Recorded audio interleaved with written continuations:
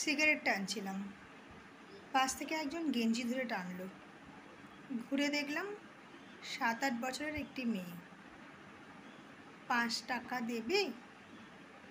5 টাকায় কি হবে? আমি ভাত খাবো। 5 টাকায় ভাত হয়? অল্প খাবো। তাহলে বেশি ভাত ক টাকায় হয়? 50 টাকা। 10 টাকার ভাত আর 40 টাকার তরকারি দেবে? দিতে পারি। সত্যি এতগুলো টাকা তুমি দেবে আমায়? তাহলে আর ভাত কিনে দিতে হবে না, তুমি বরঞ্চ আমায় একটু চাল কিনে দাও। কেন? চাল কিনে দেবো কেন? তাহলে আমি আর আমার মা দুজনে মিলে ভাত রেঁধে খেতে পারবো। বাড়িতে কে কে আছে? মা, বোন আর দাদা। মা হাঁটতে পারে না, দাদা চায়ের দোকানে কাজ করে, বোন লোকের বাড়ি কাজ করে, আর আমি ভিক্ষা করি। আর বাবা? বাবা তো অনেক আগেই চলে গেছে। তুমি পড়াশোনা করো না? পড়াশোনা করলে ভিক্ষা করব কখন? চাল আর কিছু ডিম কিনে তার হাতে দিয়ে চলে এলাম। যা দিলাম মোটামুটি 1 দিন 2 দিন ওদের ভালোভাবে চলে যায়। খুব অদ্ভুতভাবে বেড়ে ওঠে ওরা। খুব অল্প বয়সেই জীবনকে ওরা বুঝে নেয়। 7 বছর বয়সে খুব সম্ভবত আমি ক্লাস 2তে পড়তাম। বিকেলে ছবি আঁকতাম, গান গাইতাম। আমার অবসর জীবন এভাবেই কেটেছে। ছবি আঁকা, গান শোনার মধ্যে দিয়েই আমি অবসর জীবন কাটিয়েছি।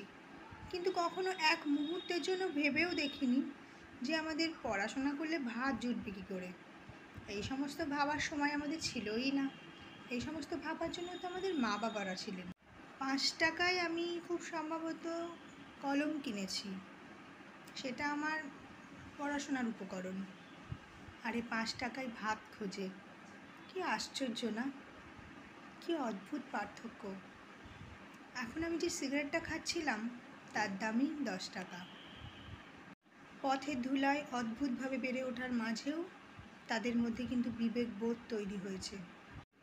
50 টাকায় হোটেল থেকে ভাত তরকারি কিনে খাওয়ার থেকে ওই টাকায় চাল ডাল কিনে নিয়ে গিয়ে বাড়িতে গিয়ে মা, ভাই, বোন সবাইকে একসঙ্গে খেয়ে যে তৃপ্তিদায়ক আনন্দ, সেটাই 7 বছরের ছোট্ট মেয়েটি কিন্তু বুঝে গিয়েছে।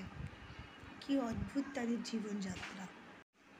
এই বয়সে আমরা রোজ ভাবতাম টিফিনে গিয়ে কি খেলা করব, স্কুলে কার পাশে বসবো, স্যাররা কি হোমওয়ার্ক দিয়েছে সেটা কখন করব, এইসব।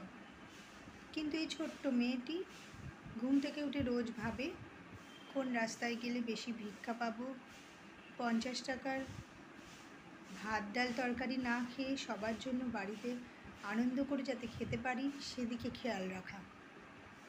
কত বাস্তববাদী এরা, কত অ্যাডভান্স।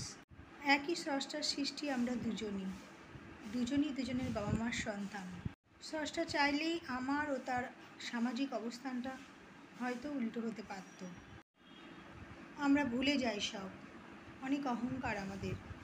দরিদ্র মানুষকে ঘৃণা করি, তাদের গায়ে হাত তুলি, তাদের পাশ দিয়ে গেলে নাকে রুমাল দিই, বাজে লাগে গন্ধ, তাদের ঘৃণা করি। তাদের করুণ অবস্থায় উপহাস করতেও কিন্তু আমরা কুণ্ঠিত হই না। আমাদের ভাবভঙ্গি এমনই যে আমাদের যে ভালো পজিশন তার ক্রেডিট মনে হচ্ছে আমাদের একান্তই নিজেদের। কিন্তু সময়ের চাকা কোনো নিয়ম মেনে চলে না। হয়তো অদূর ভবিষ্যতে অজান্তেই হঠাৎ করে বদলে গেল আমাদের ও তাদের সামাজিক অবস্থান। হতেই পারে, না হওয়াটা কিন্তু স্বাভাবিক নয়। আমরা বর্তমান সুসময়টাকে স্থির এবং অপরিবর্তিত ধরে নিয়ে অহংকার করে থাকি। কি মূর্খ আমরা না? তার স্ট্যাটাস নিয়ে গর্ববোধ না করে উন্নত মনের মানুষ হন, উন্নত চরিত্রের মানুষ হন। আপনি দরিদ্র মানুষদের সাহায্য করুন, তাদের পাশে থাকুন, অল্প হলেও করুন। নিজেকে ভালো লাগবে নিজের কাছে। দিন শেষে যখন রাত্রিবেলায় আয়নার সামনে গিয়ে দাঁড়াবেন, নিজেকে দেখবেন, সারা দিনের এই একটুখানি যদি অল্প একটু কাজ যদি আপনি করতে পারেন, দেখবেন আপনাকে নিজেরই কত ভালো লাগবে, নিজেকেই নিজের ঈশ্বর মনে হবে। ভালো থাকবেন।